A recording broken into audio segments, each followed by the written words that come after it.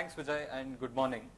I thought of covering the breadth of what is there in health and healthcare and realized, 5 minutes I'm never going to do justice to it. So I'm just going to talk about one single aspect of health, public health and healthcare reform in India.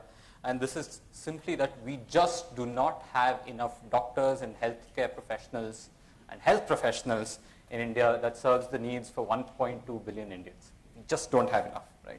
So what we really need to do is we need to liberalize medical education such that we get a lot more people into the stream, where right now medical education regulation in the country is in the hands of a body called the Medical Council of India, which is unfortunately a cartel in all but its name.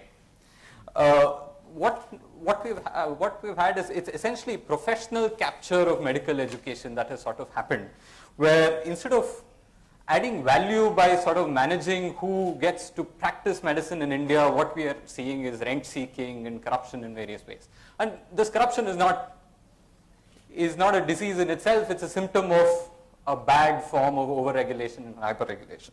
So to give you an example, imagine if, so we're in Bangalore, imagine if there was a body of software engineers, and this body of software engineers could decide who would be the next software engineer who could graduate from a college and enter the profession. Would they be fair in guarding the public interest? I don't think so. They would be guarding personal interest, private interest, right, of the status quo. So you want to restrict the flow of new doctors such that there's more of the pie to go around. So what we really need to do is we need to rethink the idea of course, software engineering is a different thing. You have a client, you have to give a service or give a product, and if the product is not good enough, then it's a private liability, right? When it comes to medicine and health, your doctor is the person you look up to. There's a huge information asymmetry. So you need to manage the practice of medicine a lot more than you need to manage. The government needs to manage the practice of software engineering.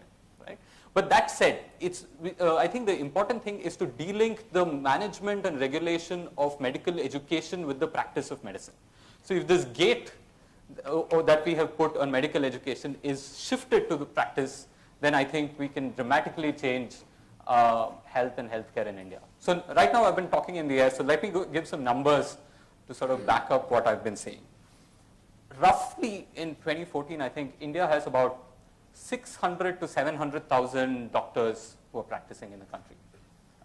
Again, I'm not going to talk about quality right now. Just in terms of quantity, there are 600 to 700,000 doctors. Of this, in comparison, so this translates to about 5 or 6 doctors for every 10,000 people. In comparison, China has about 15 or 16 doctors for the same amount. So it's about 3 times more. You take a country like the United States, it's about 4 or more than 4 times the number of doctors for the same population. So that means that the United States, with a fourth of the population, has more doctors in the US than we have doctors in India.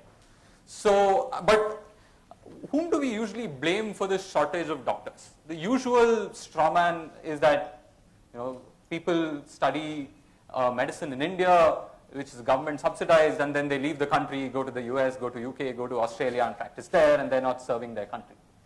But how many people, what is the stock of people of Indian education who have gone abroad and practiced medicine?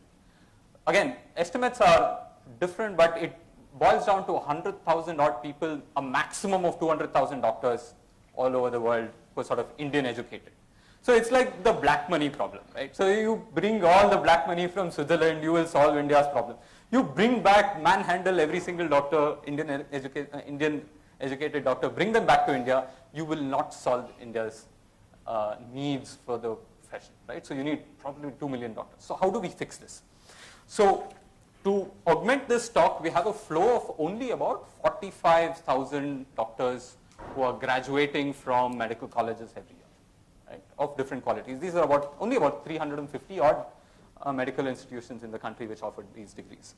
So right now there's this incremental game, right? We will do 8% more, 5% more, 6% more. This incremental game of adding 55,000 doctors instead of 50,000 doctors next year is not going to fix this problem, right? So if we want India to grow at 8%, we can't increase the flow of doctors by 8%. right? We need orders of magnitude to be changed.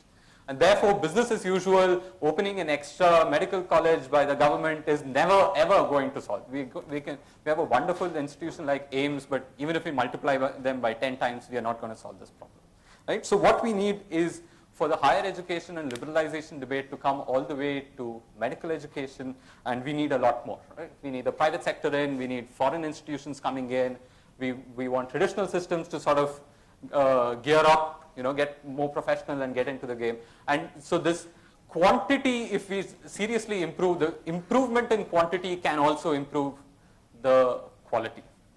So basically what this means is it's coming back to this idea of how do we gate or regulate the idea of medical education and the practice of medicine, right? So currently think of it as a barbed wire fence around this entire set of people who get into medicine. There's barbed wire, there's electric fencing, there's a hard wrought iron gate, the gates are rusted, you can't open the gate. It's a mess. So instead of this, if we have a revolving door of sorts, right, there's a need for a professional body which sort of regulates itself.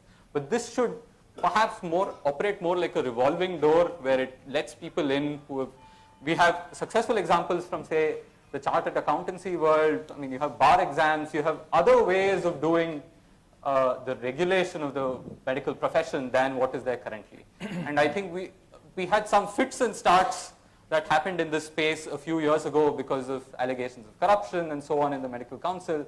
But again, the knee-jerk response was over-centralization, and the answer for regulation was always more regulation. So I think we need to radically rethink how we look at medical education in India. And this has global implications, because if we can increase the supply of doctors, qualified, trained doctors that are coming out of India, we're already having Indian health professionals working everywhere from Iraq to the United States to UK to Australia. So we can do that 10 times better, 30 times better.